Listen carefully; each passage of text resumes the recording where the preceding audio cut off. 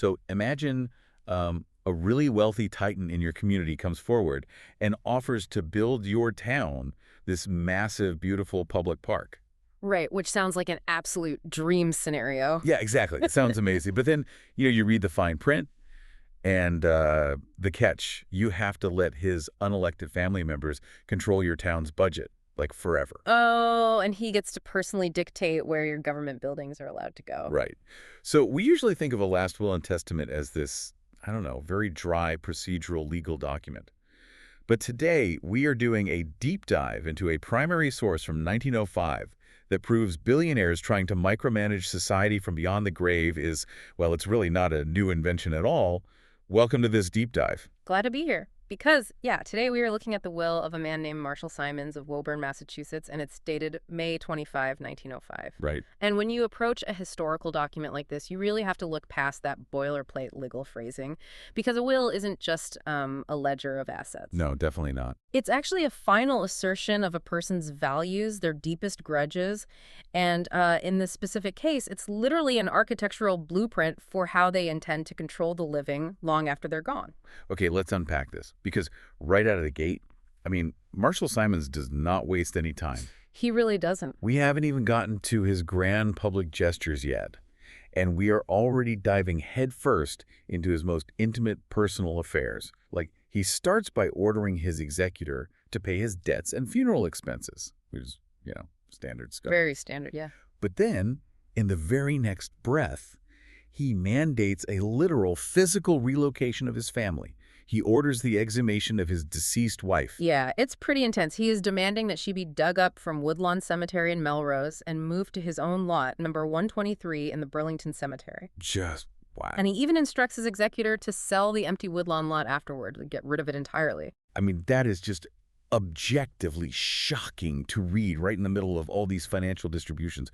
Why on earth would a legal document dictate a post-mortem relocation of a spouse?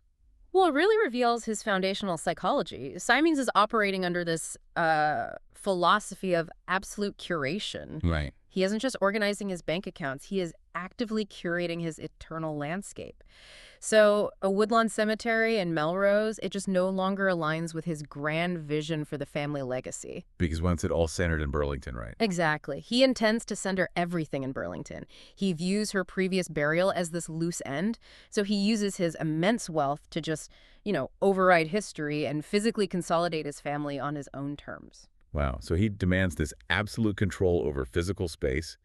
And you see that exact same tight grip in how he handles the living people in his daily life, too. Oh, absolutely. Like he mentions his housekeeper, Helen M. Fogg. He leaves her a pension, but it's not some generous lump sum that would, allow her to go live her own life. No, not at all. He directs his executor to pay her the sum of $25 semi-annually for the term of her natural life. So that's, what, $50 a year, doled out in 2 separate payments? Right, and you have to consider the purchasing power of $50 in 1905. It offered a modest, but honestly critical supplemental income for a working-class woman back then. Sure. However, it's the structure of the gift that's the whole point. By paying her semi-annually for life, Simonds ensures that his estate remains a permanent paternalistic fixture in her life. Yeah, it's like a leash. Exactly. It's a drip feed of generosity that practically requires her ongoing dependence on his financial apparatus. So, okay, he's consolidated his physical legacy by moving his wife, and he's secured his household through this sort of financial dependence.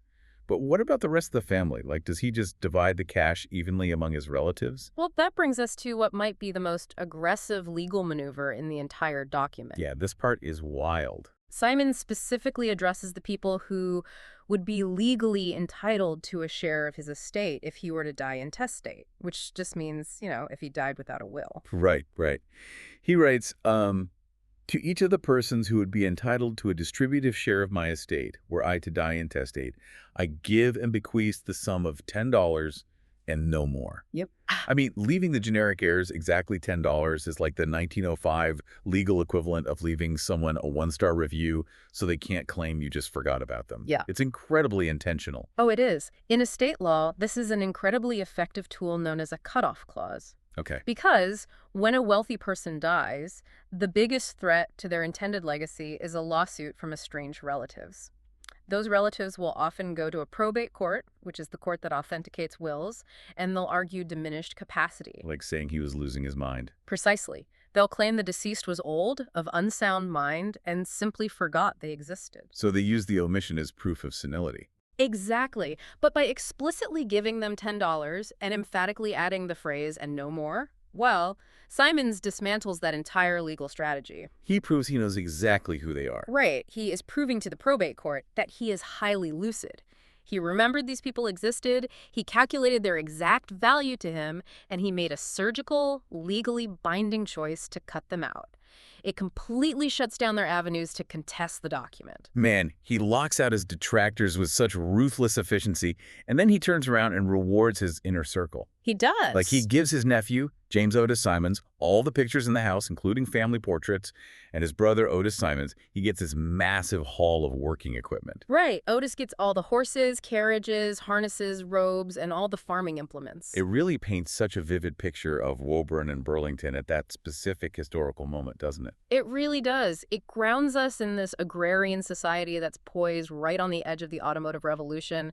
I mean, a stable full of good horses and carriages was a major operational asset back then. Oh, absolutely. So by handing the working capital of his estate to Otis and the family artifacts to James, Simonds is formalizing his trusted lieutenants. Okay, so we've seen how he built this fortress around his inner circle and used the law to just slap down anyone else.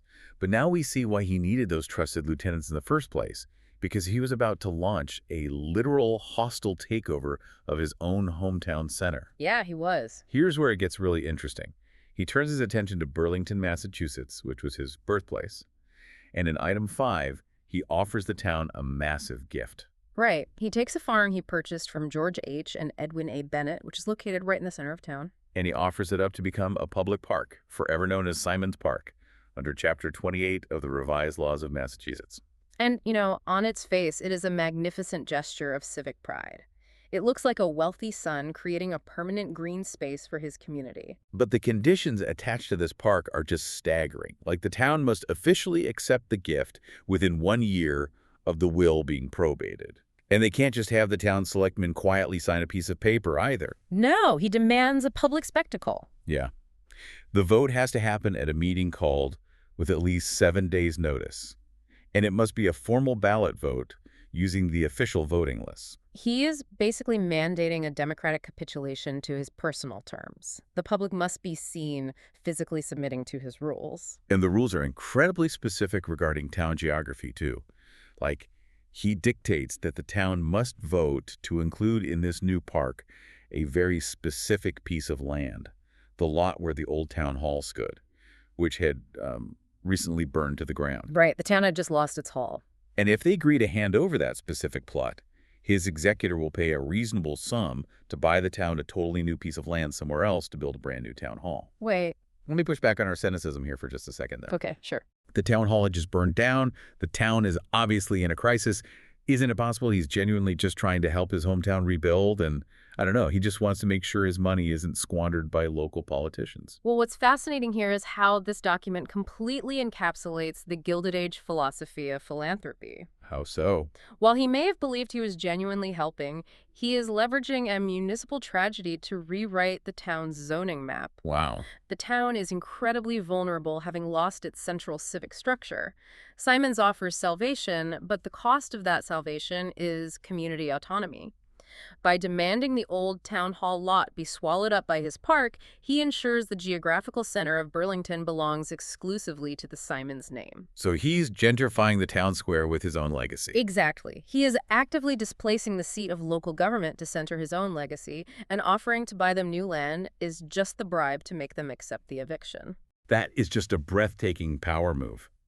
But wait, if he's dead, how can he legally force a town to adhere to his zoning and budget rules for decades? Like, who is actually enforcing this? Because he didn't just hand over the deed to the park and wish them well. Oh, no. He built a financial engine to control it. The trust. Right. He dictates that all the residue and remainder of his estate, meaning, this massive fortune left over after the horses and the $10 checks are handed out, goes into a trust. Yes, and the income of this trust is specifically designated for the care, improvement, and beautifying of Simonds Park. And the people he puts in charge of this massive fund, his brother Otis, his nephew James, and a local man named Walter W. Skelton. His inner circle, the exact lieutenants he elevated earlier in the document, and he ensures this institution will outlive them all too. How does he do that? He specifies that any replacements to this board must be appointed by the probate court of Middlesex County, utilizing Chapter 147 of the revised laws. He is literally setting up a shadow government for Burlington. And the extent of their power is laid out in this wild restriction called the $2,000 clause. Oh, this part is brilliant and terrifying. Right. Simonds explicitly states he fears the town might make large expenditures. So he puts a hard cap on their democracy. If the town of Burlington ever votes to spend more than $2,000 of its own money on the park in a single year, the trustees have the power to completely withhold the trust's income. Let's break down the mechanics of that leverage, because it's so clever. Simonds legally cannot ban the town from passing a budget. Sure, they're a sovereign town. Right. If the citizens of Burlington want to tax themselves to build a giant pavilion in the park, they technically can. But the trust operates as this coercive threat. The trustees control the supplemental maintenance income. So if the town's elected officials dare to spend more than $2,000, perhaps, defying the aesthetic wishes of the Simonds family, the family can just turn off the faucet. They can withdraw all financial support, leaving the taxpayers to foot the entire bill for maintaining this massive central property. Wow. Imagine you're a voter in 1905. Like, you are getting a free park, but three guys basically hold your municipal purse strings. Yeah.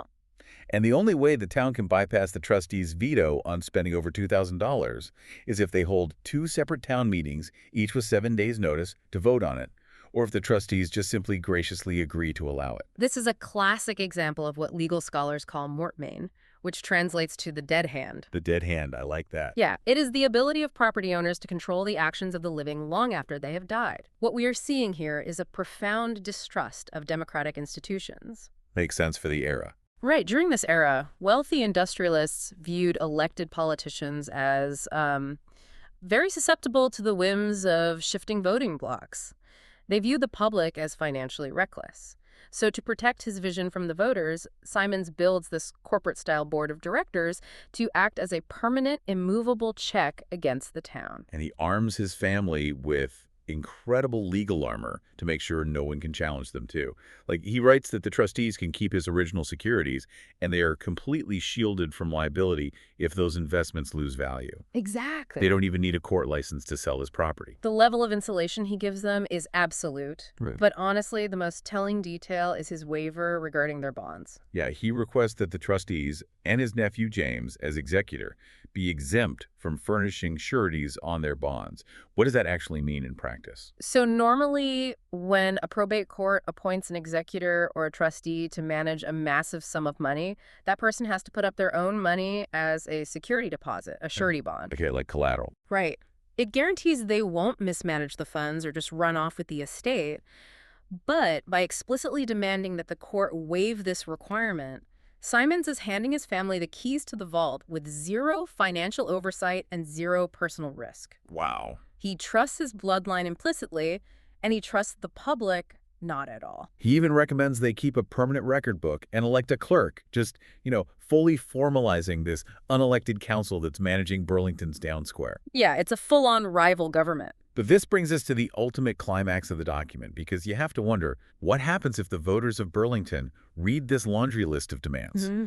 Submitting to the financial veto of his brother, abandoning the old town hall lot, jumping through hoops for special ballot votes, and they just decide it isn't worth it. Like, what if they vote no? Well, Simonds actually anticipated municipal defiance, and he engineered a contingency plan that is incredibly manipulative. It is basically a financial dead man's switch. Yeah. At the very end of the document, just before he signs it, he drops this poison pill. He really does. He states that if the town of Burlington does not accept the gift of the park exactly as outlined, including the specific rules about the burned town hall lot, he revokes and annuls everything following item 4. The park vanishes. The trust vanishes. The money for the new town hall vanishes. If the switch triggers, the entire public benefit evaporates instantly. But where does all that money go then? If the town refuses to play his game, he dictates that the massive residue and remainder of his estate goes directly to the people who would be entitled to it if he died intestate. Yeah. And the document is signed May 25, 1905, witnessed by Edward F. Johnson, Elizabeth Buell, and Robert Chalmers.